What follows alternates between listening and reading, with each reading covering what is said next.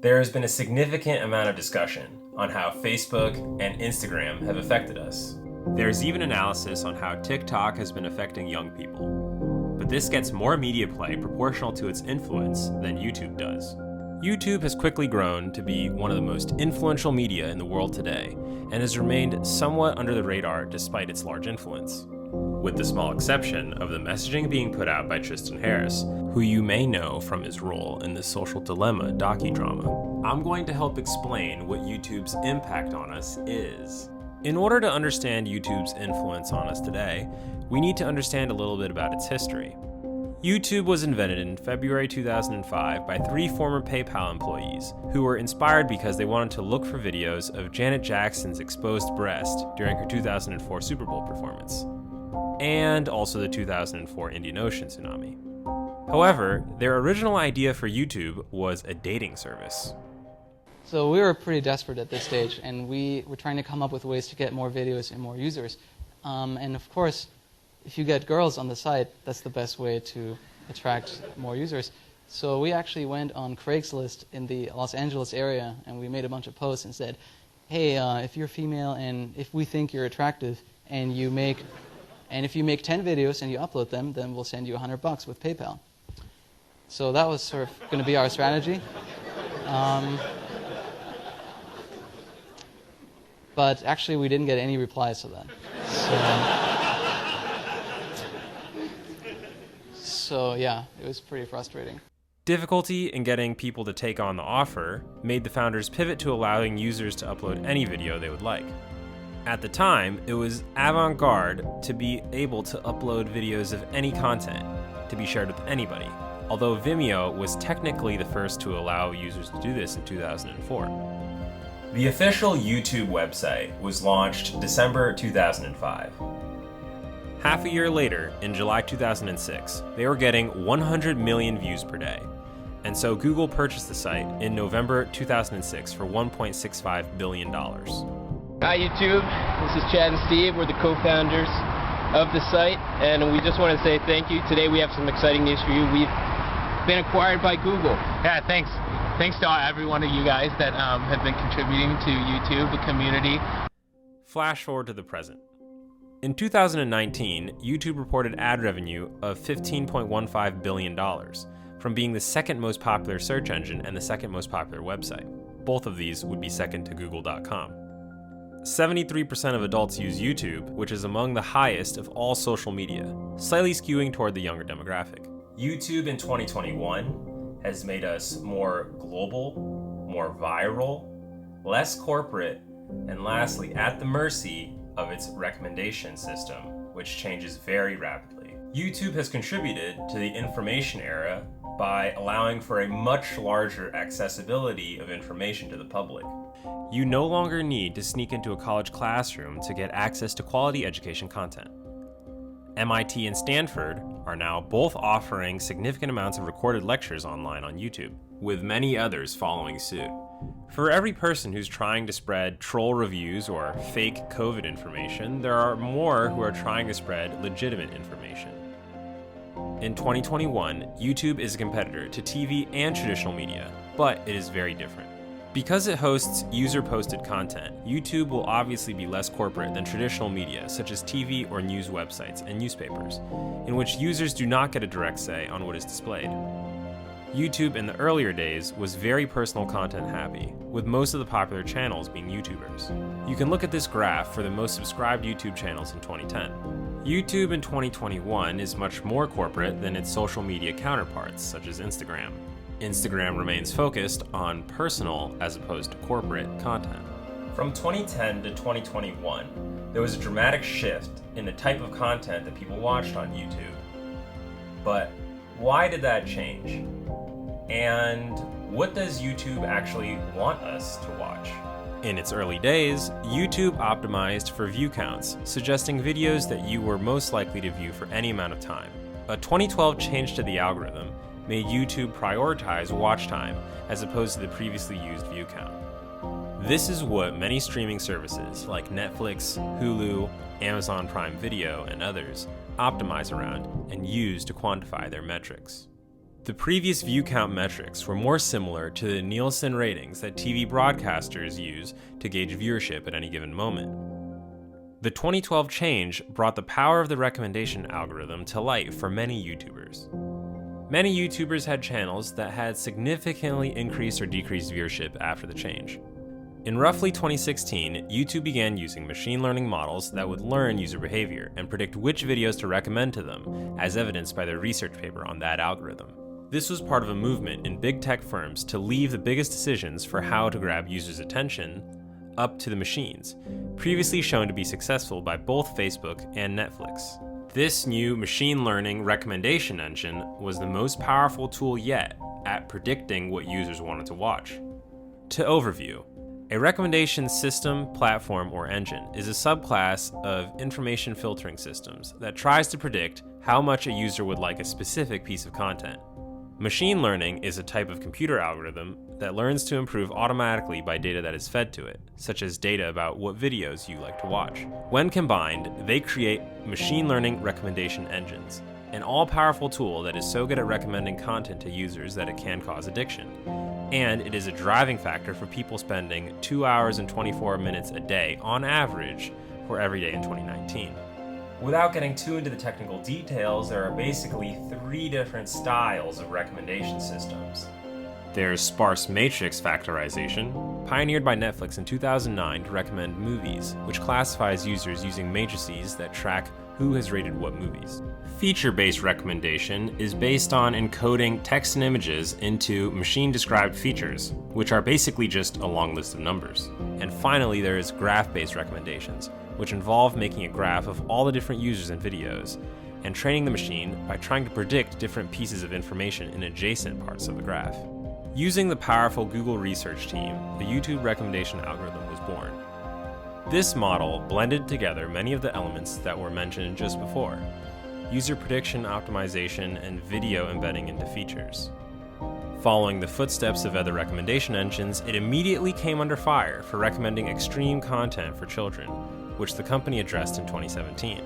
But why would the YouTube algorithm optimize for recommending extreme content for kids? It seems like that would be a decision that a group of computer scientists probably wouldn't want. Next, let's explore bias in machine learning algorithms. Bias has many different definitions depending on what field you're in. It has a certain definition within the machine learning space, it has a different definition within the journalism space, and it also has a different definition in the general colloquial space. For the rest of this video, when I say bias, I'm going to be meaning media bias. Let's first define what media bias is to make sure that we're on the same page. Media bias is the bias of journalists and news producers in the selection of the events and stories that are reported. Unbiased media would mean that you need to cover every single event that happens, as in every single thing, every person that spoke, every purchase, every wave in the ocean, everything that happens in the entire universe. This is because that being unbiased means that you're not selecting anything, which means that you're covering everything. Because it is impossible to cover every event that occurs, it is actually impossible to be a completely unbiased news source. And since media cannot cover every event that occurs in every moment, they must only cover a fraction of the events that happen. They therefore have to exhibit media bias because they must pick out only a subset of events to cover. For an example, if during a specific day, 1,000 public figures gave speeches, the media are not going to be able to cover every single one, so they will select a fraction to cover, or maybe just one. If you cover just one environmentalist speech, you will have a bias for environmentalists. If you cover just one anti-environmentalist speech, you will have a bias against environmentalists. If you cover both an environmentalist and an anti-environmentalist speech, you'll have a bias toward covering environmental issues. If you cover no speeches, you'll be biased against speeches. And for many types of news, the biggest event is a speech. So, by covering anything at all, it will mean that you'll have media bias. Likewise, YouTube can't recommend every single video for you simultaneously. It must select a subset to show you. On top of media bias, which every media exhibits, there are other biases that can exist, such as political bias, pro-corporate bias, etc. These are biases that you've probably heard before.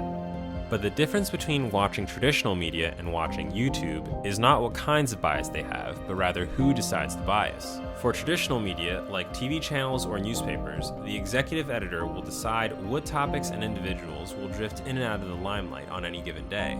Executive editors typically have skills like writing, knowing what's popular, and creating news narratives that tell a good story. The YouTube recommendation algorithm is changed by a group of product managers and software engineers, who typically have technical skills like creating algorithms to maximize metrics like watch time, views, or number of video likes. While it's difficult to begin to quantify YouTube's bias as a whole, we can start here by establishing where the bias originates. YouTube is unique in that it is probably the most global of all the social medias that are popular. There is no encouragement in the engine to find friends that are local. Even if you were to find your friends on YouTube, they probably have posted very little of the content you'd be looking for.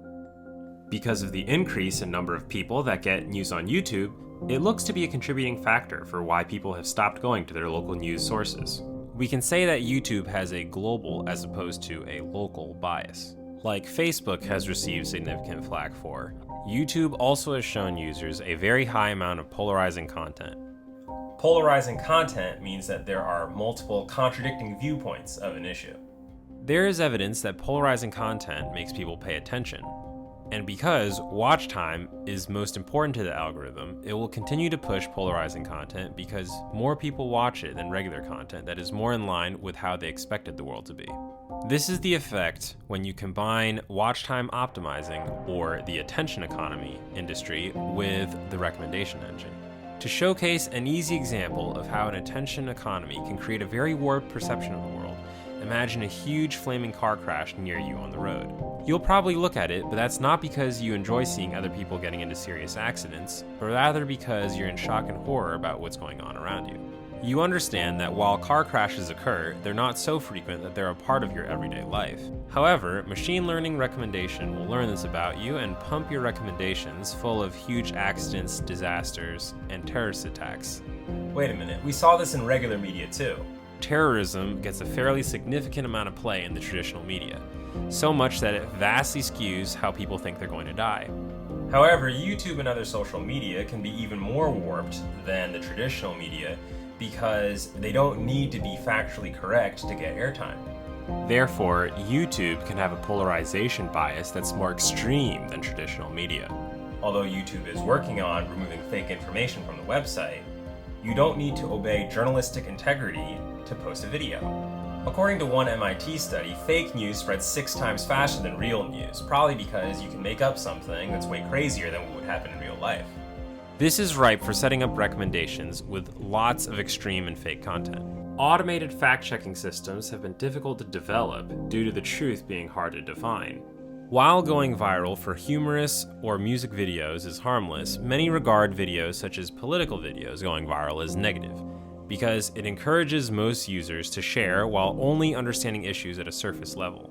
And this can also lead to spreading rumors and misconceptions. Political extremists now cite YouTube more than any other site, even though many YouTubers do not provide evidence for their information.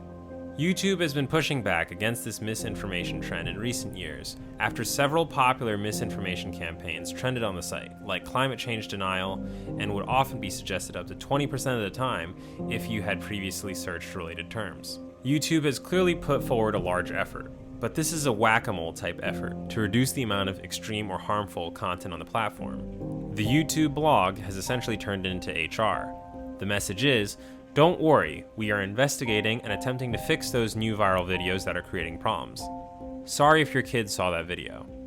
It is very difficult to develop social media without extreme content, as every social media has gotten in trouble for showing content that was later deemed by the public or the company themselves as harmful for its users.